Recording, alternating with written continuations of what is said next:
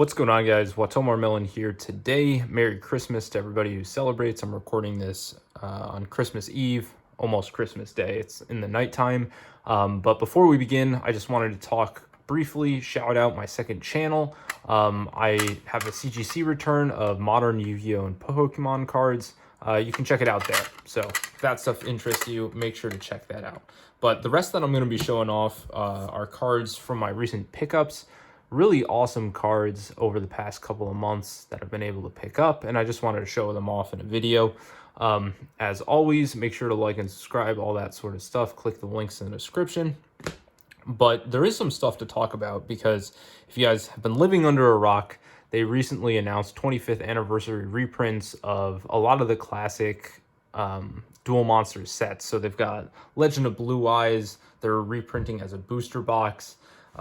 They're printing, I believe, Invasion of Chaos, Pharaoh's Servant, Spell Ruler, and something else. Oh, one quick thing. These are Italian copies. In the past, I didn't get into TCG, but non-English cards. So, foreign languages to me, anything non-English, I just felt that, you pay something like 90 to 95% of the price for almost identical card. However, you're not able to read the card. So I wasn't a huge fan of them in the past, but there's a guy on TCG Player who's selling these things for pretty cheap. I think these were $26 or so.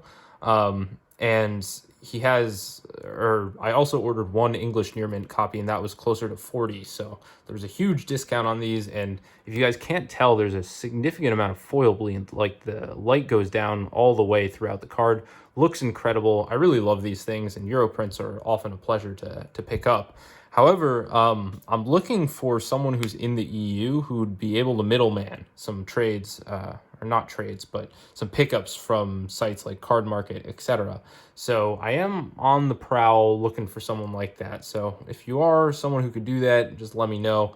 We'll check it out. So I have another one of these coming on the way that's English, and I forgot to mention that I have two more of these in English on the way as well. These are some of my favorite modern collectible cards. They just look incredible. These are reprints of the prize cards. I think these were out of World Superstars. Yeah. So really fun set, and there's a lot of cool stuff there as well. But getting back, they're printing those 25th anniversary booster boxes, and there's that new legendary collection. I say new, but it's basically the same as the old legendary collections. So not a whole lot to say with that. My general opinions on the whole thing, I think it's great because it allows people to open up the classic sets. Hopefully it will bring new people into the hobby who, remember the show but aren't able to open up, LOB boxes. It's just not possible. Even if you're buying those 2017 reprint packs, it's so difficult to pick those up at a reasonable price. So that's just something to consider. And you're going to be able to pull cards like this out of those. I hope that they add in additional, they announced this quarter century rare, which in the OCG, it's essentially just the Starlight rare with a stamp, and the name text is a little changed. I don't know how they're going to do it in the TCG, but if it's just like that, I think they should add, maybe some of the ultra rares and some of the secret rares from the sets, like LOB. Maybe you can get a Dark Magician 20, LOB art Dark Magician in that quarter century secret rare. Maybe one per case or something like that is a quarter century secret rare, and there are 5 of them in the set. I don't know. This would be another cool one if they had this in the quarter century secret rare, although it just got a Starlight rare. And that's something to note, is that people aren't talking about this at all, but if they do it in the similar way to how the OCG did it, where there's the OCG's prismatic secret rare is essentially our Starlight rare. If they make the 25th anniversary so similar that it's essentially just the Starlight rare, I think it has a chance of devaluing the Starlight rare rarity because, sorry, I'm just adjusting the light a little bit to make sure that you guys are able to actually see the cards. But,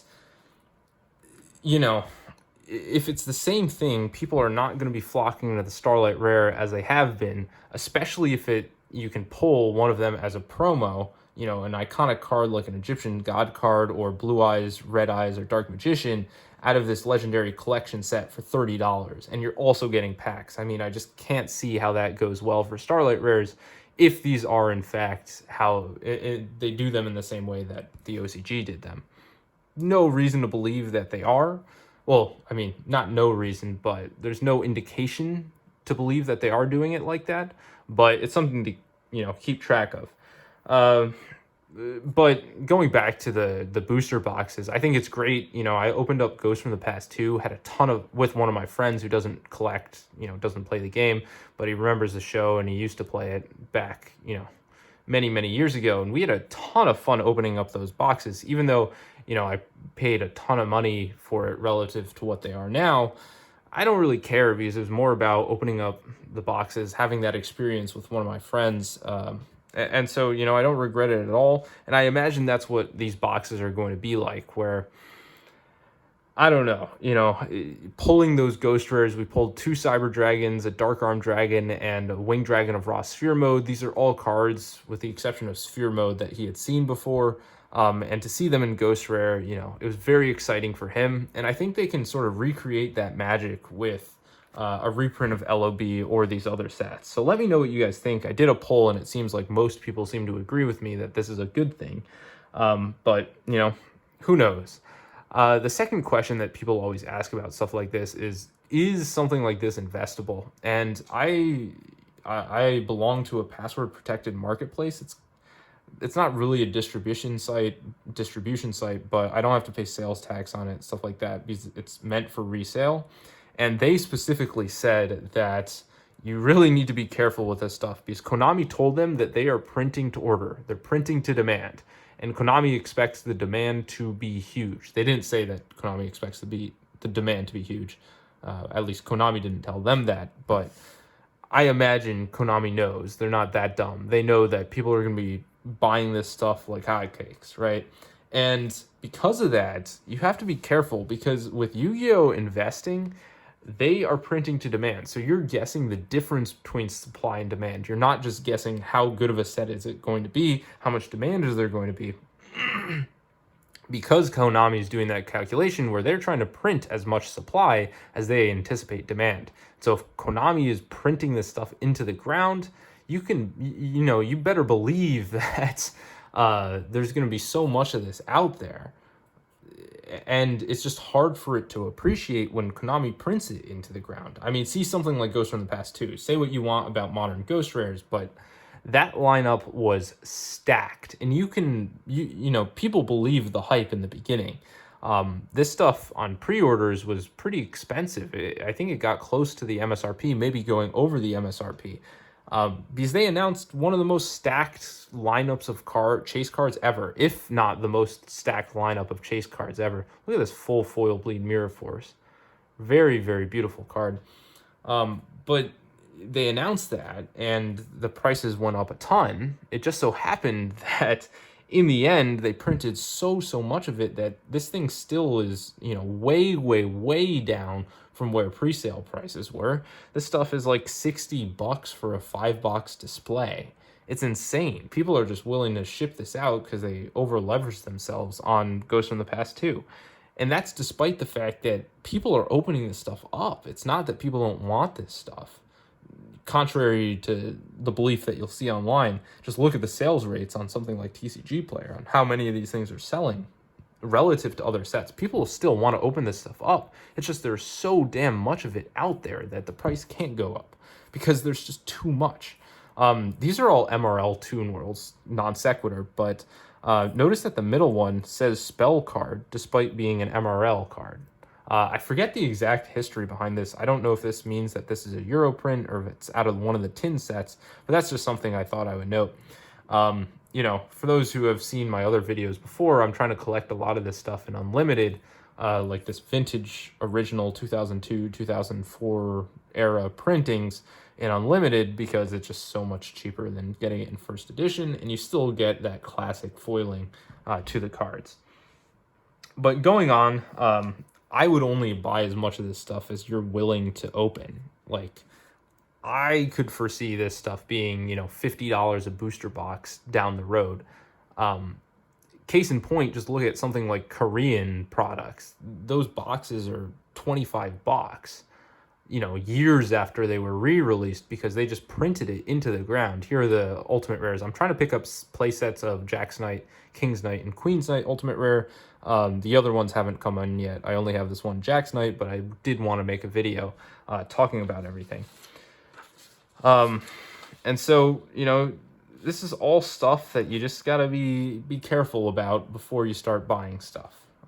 That's all I can really say on it. You take your own risk, but I would not recommend it. I mean, one other thing is, if you're looking for modern budget collecting stuff, I mean, these Speed Duel Secret Rares set the bar. They look so nice.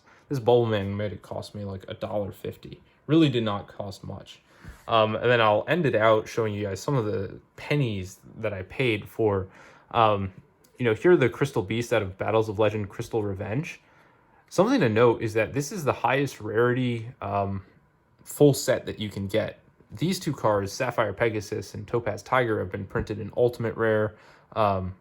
Sapphire Pegasus has been printed in Ultra Rare, Secret Rare as well. But you can't get a full set in Ultra Rare until now. And these things cost cents. Each of these might cost like a dime, right? The full thing is probably close to $1 for all 7 of them. So, if you're looking for something like this, I would get them while you still can. I mean, it just can't go even lower. All it can do is go up. Like, I actually mean that. I don't mean that in the sense that it's infestable. Just if you are someone that might want this in the future, one, you might have to buy this from multiple sellers because the sellers who just have hundreds of them are going to run out over time. And so you're going to have to pick them up from multiple sellers, pay shipping to all those sellers. It's just easier to pick them up now. And you can pick up all these for $1. So if that's something that you might want to collect, I would recommend picking them up now. And then additionally, they have these secret rares that they released in that set, which look incredible.